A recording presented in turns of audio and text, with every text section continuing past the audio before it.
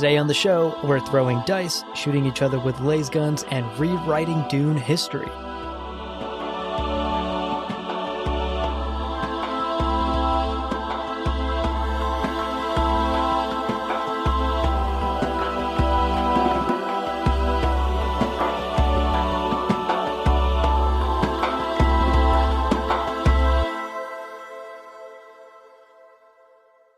Welcome to Gom Jabbar, your guide to the iconic world of Dune. We'll be exploring the themes, philosophies, and characters found in the sandy depths of this vast universe, from Frank Herbert's groundbreaking novels to the adaptations on film and TV. My name is Leo. And my name's Abu. And we have a whole other type of episode today. Same two people, same great universe that we're talking about, but this is exciting. This was a lot of fun.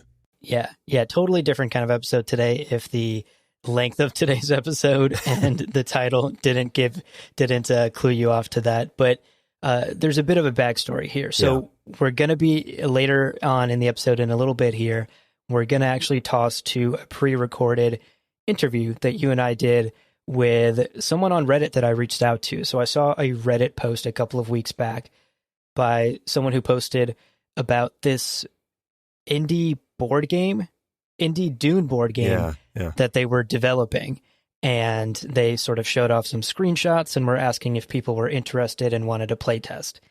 And it looked beautiful. The art was beautiful. The presentation was extremely clean, and I was immediately interested. Like, if this was someone who wanted to kickstart this board game, I was game. So I reached out to him, and turns out he was really open to talking about the game with us, and he loved the idea of coming on the podcast and telling us more about his process and his inspiration. So we recorded that interview with him last week. I should probably say his name. His name is Martijn. Yeah. You know, it was fun to. There's a couple of levels of this that was a lot of fun. Of course, as massive Dune fans, if you're listening to this episode, hopefully you've heard how much we love the universe. To have an opportunity to play a game that is new and exciting and fun to get into, fast to get into, to play a game that's set in the Dune universe is already just a lot of fun. But talking to Martijn and seeing how much he also really loved the universe, and to see, like, I've played a lot of board games and tabletop games in my life, and I've played some great dice games. To see a game that is in development was a lot of fun.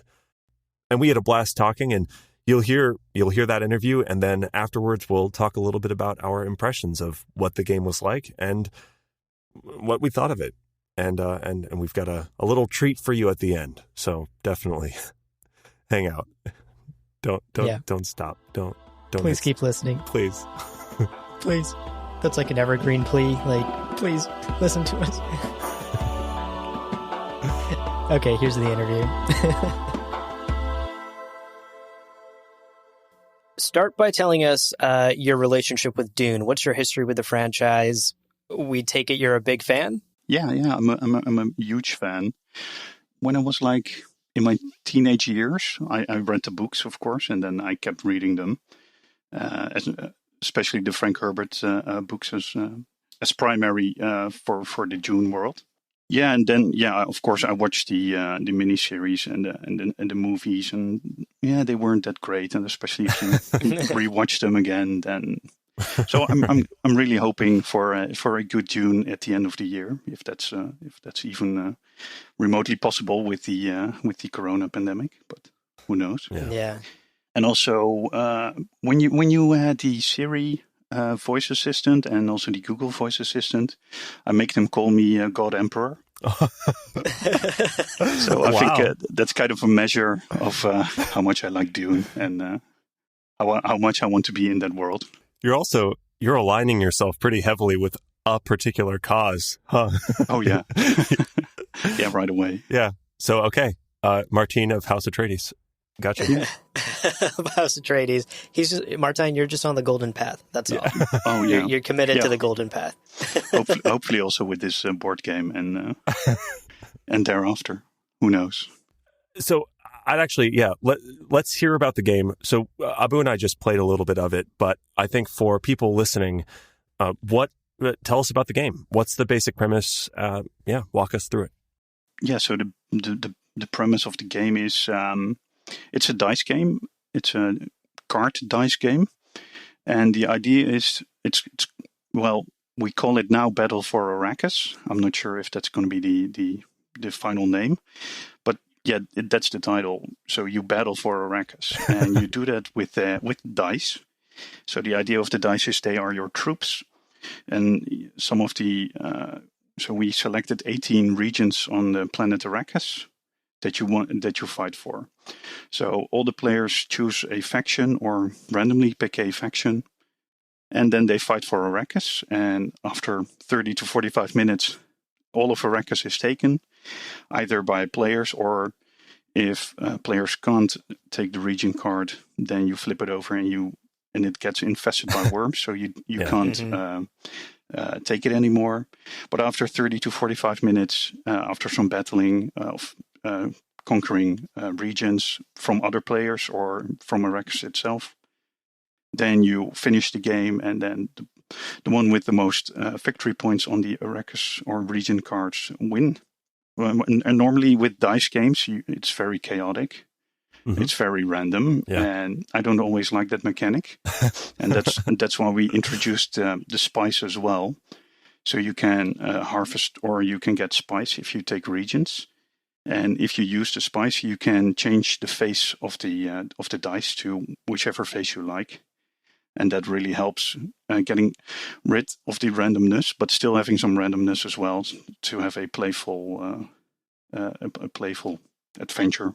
So the randomness becomes more strategic. Like if random turns out to totally ruin your life, you can invest this resource spice to turn the tides a little bit. Yeah, to turn the tides, or you can use spice to activate faction abilities. All the factions or all the houses of households in Dune, they have their own abilities that are suitable for their houses. Cool. Yeah. And you have action cards as well. Not too many. You can only get one at the end of each turn. And with that, you can also influence the dice or influence what happens. So yeah, we try to keep it really small and really simple. And also, not too many rules. You want to set it up within, or you can set it up within a few minutes, and you can start playing already. Yeah. Well, that's actually what I noticed before we hopped on this interview with you. You gave me and Leo access to your sort of private test server, and we played through a round of the game. You weren't there with us, but I would say Leo and I picked it up very quickly. Yeah. It took maybe like 1 or 2 turns each before we totally understood the flow of the game. And like every player's turn is very clear cut. There's 3 phases. And eventually, a couple of turns into the game, Leo and I were like strategizing. We were making like big money plays. We were countering and like cross countering against each other.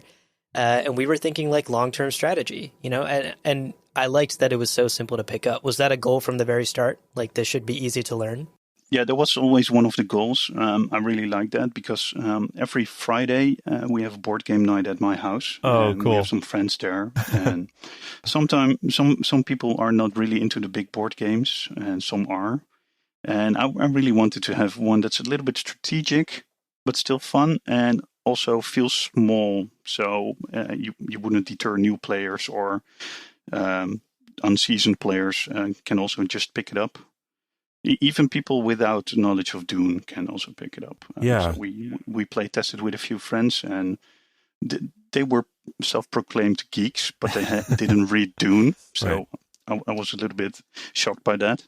But how they played it. Can you really be? I mean, if you haven't read Dune, then you shouldn't be called a geek, I think. But yeah, they could just play it, and they understood what was happening. Overall, it plays fine, and that was one of the goals, to just keep it simple, have a short setup time and short rules, and just keep playing. I would say on the flip side of that, Leo, you and I, as big Dune fans, actually had a lot of fun playing through, like looking through the cards and reading the descriptions, and like I can totally see the game being accessible for someone who doesn't know anything about Dune, because the mechanics are very easy to pick up. But as Dune fans, it was kind of funny to like role play, you know, like you were Shaddam the Fourth, like we each had a leader card. I was Paul, you were Shaddam, and you happen to draw the Kwisatz Haderach card. Right. And so in our playthrough, Shaddam the Fourth was the Kwisatz Haderach. It was a lot of fun. I mean, you mentioned like one of the possible endings of the game is a lot of the territories have been lost to worms, right? And if the players accidentally cripple their own economies, you could end this narrative playthrough with the world, the whole planet being turned over to worms, which is such an interesting, I mean, I had fun, but also Abu and you and I, like, we created this story in the Dune universe using this Dune vocabulary that was fun. I also was going to say personally, quick to pick up. It was a lot of fun just on a gameplay level. But I also had this sort of good balance of, I want to see more action cards. I want to see how this plays out. And this desire to learn and experience the narrative of this game. It was fun. It was cool. Yeah. So, Martijn, I'm wondering, like, if we can back up a little bit, what was your inspiration for the game? Like, what other board games would you say this is pretty equivalent to? Like, if you enjoyed X, you would enjoy Battle for Arrakis. Yeah, that's a difficult one. I think if you like, we play a lot of King of Tokyo. I'm not sure if you're familiar with that board game. No, but that sounds amazing. And then you play as real big monsters, and you try to take over Tokyo with dice. And it's a really fun game. It's made by I can't remember his first name, but Mr. Garfield, and he also was the creator of Magic the Gathering. Wow. Mm-hmm. Yeah, Richard Garfield. He has some idea how to balance stuff, I think. And that is a dice game where you fight for Tokyo, and you have another game called Pico Mino, was the English name, and where you play for rainworms, and that's also with dice, and this is some kind of a combination with that of those two games, and that was also a little bit the inspiration when we had the idea like 6 months ago. We were playing Pico Mino, that's the rainworm game, and I was thinking, this would be funny if this was in a Dune setting. And then the ball started rolling, and we combined mechanics and added mechanics to it, and play tested a lot and iterated, and together with my group of friends whom I play board games with on Friday. Well, you know, Abu and I, when we played, clearly the game mechanics are there, and it's by the core of it is fun. It's a lot of fun, and then it's got this great Dune kind of vocabulary attached to it. Now, on that topic, regarding the sort of Dune vocabulary and the intellectual property, have you, in this development process, reached out to the sort of Herbert estate? Is that kind of a concern about like future elements? What is that kind of domain? Yeah, that's a big worry for us. That's kind of the giant sandworm in the room. Yeah, that's really the giant sandworm in the room that's waiting, hovering above me. And I try to walk without rhythm to survive here in my little house. But yeah, that's a big issue, because it really feels nice with the Dune lore and the IP. You really feel like you're playing a Dune game, and you feel like you're taking part in the universe. And not getting the IP is a possibility. I think it's a big possibility. Right. I'm not sure why, because we tried to contact them. We sent them a few emails. We tried looking at people who work there on LinkedIn to find out, okay, who are they? What are their email addresses? And then try not to be too overly forcing or... Right. Yeah, you want to keep it simple and brief, but yeah, it's a total silence from their point. Wow. So that's a bit of a letdown, because a no is also fine, and then we know what we're working with. And it lets you know what your next steps are if they just give you an answer. Yeah, that's why we're also looking for gaining some traction with online groups as well, in the hope that we can create some enthusiasm, and that the people from the Herbert estate or from Guild Force 9 see that. Yeah, and kind of legitimacy. Have right? the idea. Yeah, that's why we're reaching out now a little bit to the outside, because I'm a bit scared of publishing too much artwork, because that's all owned by Dune. Right. And if this game has been published by me or by our group as a self-publishing, we have to pay royalties or rights or whatever. So I don't really want to do that without permission. Right. And it's also impossible without permission as well. Yeah, that's a great way to get sued. Yeah, and that's the last thing we want, because we like Dune, and we think this could add to the Dune universe as well. And again, honestly, to Abu's point and to your point, like if they told you no, I would still love to play the game that you've built, just with a different vocabulary. It's fun. It's a fun game, but all the better because it's a fun game and because you've so clearly done your homework in building a fun experience. They have so many reasons to work with you rather than throwing away this opportunity. Yeah, we're really forcing the yes or no, or we're trying to force it, because then we can continue. Because we're looking at self-publishing, we're looking at Kickstarter. I've been in contact with some manufacturing companies here in Europe as well, to have it built and made as well. And it's pretty fun. I never did that, and I had no idea what the costs were. And it's pretty fun to go in that world and learn how everything works there as well. So getting custom dice is quite expensive. And also, printing and putting everything in foils and combining everything together in a box, all that kind of stuff. It all adds to the money. And I hear spice is actually pretty expensive too. If you're going to put real spice in every box, that's going to bring the cost up. We wanted to have something fun if we ever went the Kickstarter route, to have a tier that you can back, and then we wanted to add cinnamon to the box. So if you open the box, that you would smell some kind of. Oh, that's nice. It would be fun. 3D printed crisp knife would be pretty cool. Yeah. Actually, to wrap up, you keep bringing up Kickstarter. The final question that Leo and I wanted to ask you was, what's your timeline look like? You said you have spent 6 months developing and testing the game thus far, and you've started to do outreach and research. What's the timeline look like, and when will people be able to play the game if everything goes right for you? Yeah, so we're creating playtest sessions online as we speak to have strangers play it.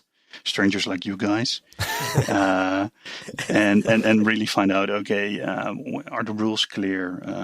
Where can we tweak? Where do we need to balance? What action cards do we need to rewrite? And so that's a process for, I think, the next 2 months.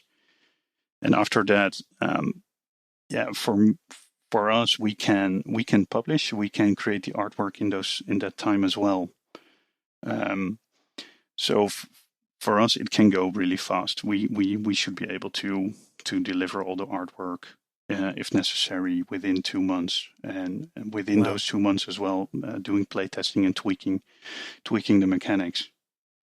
But I think that's doable for us. Are there plans for a Kickstarter? Will you launch a Kickstarter when you're ready in 2 to 3 months? Yeah. So if we have the IP. Then we want to probably launch a Kickstarter, but we also want to reach out to publishers as well, because game publishers don't really like it if you go your own course and do your own Kickstarter, because they really like it if you go through them and use their marketing as well and get their marketing materials and people working on it as well. So we're a bit waiting on getting the no or the yes for the IP. I'm more leaning to the negative side, that where we won't get it, but that's going to be a shame if that's the case. But I don't expect it to be honest. Right. Well, Martijn, thank you so much for your time. This was a super enlightening interview. Thank you for giving us a little peek behind the scenes at your development process. I think we're super excited for the game, and we can't wait to see more from you. Yeah, me too.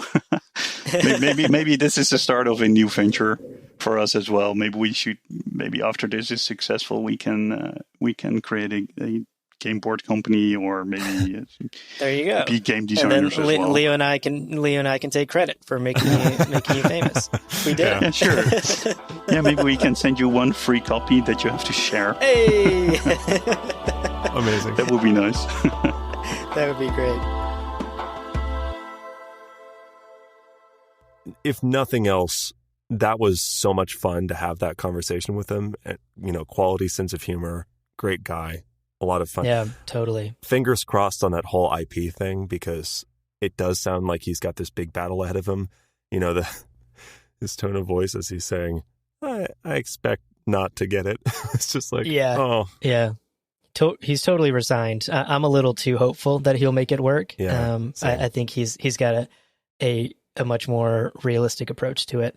But we got our hands on the prototype version of the game. He gave us a special link. Right. To his test server. And Leo, you and I have actually now played maybe 2 or 3 entire playthroughs of the game, maybe 2.5. Yeah. And so we've spent quite a bit of time with it. What were your impressions of it? Yeah, no, I'll say I love it. I think it's great. As a Dune fan, I was having such a blast, right? Like, not only is it just a fun game, but the distinct feeling of like, there was a time in our last game where you were a Spacing Guild ambassador and you played the Kwisatz Haderach card. Right. And that is just so funny to me. Yeah. Just imagining if yours and my game was a chapter in Dune, just imagining character reactions. Sort of role-playing it. Yeah, exactly. Role-playing it. Yeah, and as Dune fans, I think part of the joy, especially the first couple of times we played, was whenever we picked up one of those action cards, you'd pick it up, turn it around, look at it, and you'd see Stoneburner. Right. And right. if you're a Dune fan, before you even read the description of the card to learn what it does, you kind of already know. Yeah. And maybe you even have some like emotional reactions to this action card. Yeah, I really hope Martijn is able to work out that Dune IP or find enough backing and resources to be able to pay whatever licensing fees he has to make it work. I wish him all the best with that, because this is a game I truly would want to buy and play with friends, whether they were Dune fans or not, which, you and I are on a epic mission to make everyone a Dune fan by the end of 2021. Yeah. So, if we've accomplished our mission, everyone will want to play this board game with us, and hopefully we'll see it available. Hopefully Martijn will be able to figure out the IP issues and launch a Kickstarter or get enough backing. It's truly a treat. And something to keep in mind is you and I are right now just playing an early prototype. Martijn said in the interview, it took him 6 months to get the game to this prototype stage. And while it feels like a finished game, it's still far from truly balanced. All of the action cards are all of the like faction abilities aren't finalized. They could still change. The art, of course, is still something that Martijn said he was working on and developing. So we just played a prototype, and the fact that a prototype this early in the process felt so fun and felt so complete is a testament to his abilities to really put that together, and a testament to how much work he's put into it. So I'm glad we got a chance to reach out to him and to talk to him for this episode today, and I'm glad he was open enough to give us access to the game. I feel like we've talked a lot about, during the interview, we talked a lot about it, and now we're talking a lot about kind of our impressions of the game. But I think it's time to tell people the good news. This has got to be really aggravating to our list. I know, right? Like, hey, we played this really cool thing without you. It was so fun. It was so much fun. Just believe us. Just imagine as much fun as you've ever had. And it was more than that. Yeah. Well, luckily our listeners don't have to imagine. It's true. It's true. This is, it feels good. It feels good. We were talking to Martijn about it, and we played the game on Tabletopia, and Martijn agreed that it would be awesome. It would be a lot of fun to get more eyes on the game and to get more impressions out there. So we have a link that we're going to be sharing in the show notes that for a limited time, if you, dear listener, want to try your hand at capturing the beautiful sandy terrain of Dune, you have the option of playing this beta on Tabletopia for a limited time. Again, if you're hearing these words the day that this episode came out, you've got T-minus 30 days from now. So go. Right. Get your hands on it. And in addition to the link, the special link that Martijn gave us to the Tabletopia server where he's testing the game, we'll also be linking his website where he has contact information where you can reach out to him to learn more. And I'm sure he'll be posting updates about his development there. Send him your feedback. Once you've played the game, let him know, like, this is what we thought of it. Here's what we think could be improved. Like Martijn told us that he wants to get this feedback from people. He wants to hear, as big a group of people as possible voicing their concerns or their excitement for the game so that he can continue to fine tune and develop it as he gets closer and closer to a potential Kickstarter or closer and closer to release. So check out those links in the show notes. Those are exclusive for our listeners. So thank you so much for listening to us. Thank you so much for being a part of the Gom Jabbar podcast journey. And this is our little treat to you, courtesy of Martijn. So check out that link. Please test out the game and let Martijn know what you think. And with that invitation, that open, encouraging invitation, that's where we're going to wrap up this episode. We will, with our next episode, be returning to our standard, lovable format of exploring way too deeply some minuscule part of the Dune universe, but really overthinking everything. way overthinking, but also having a blast doing it. Yeah. Thank you. Thank you for joining us today, and look forward to, we've got some really awesome episodes in the works that I personally can't wait to share with you. Well, friends, there is no real ending. It's just the place where you stop the recording. But this podcast is always one step beyond logic, so help spread the word of Muad'Dib and leave us a review on Apple Podcasts. And be sure to check out the other shows on the Lore Party Podcast Network on loreparty.com. You can also follow us on Twitter and Instagram at lore_party. Thank you so much for listening. And remember, he who controls the podcast controls the universe. We'll see you on the Golden Path.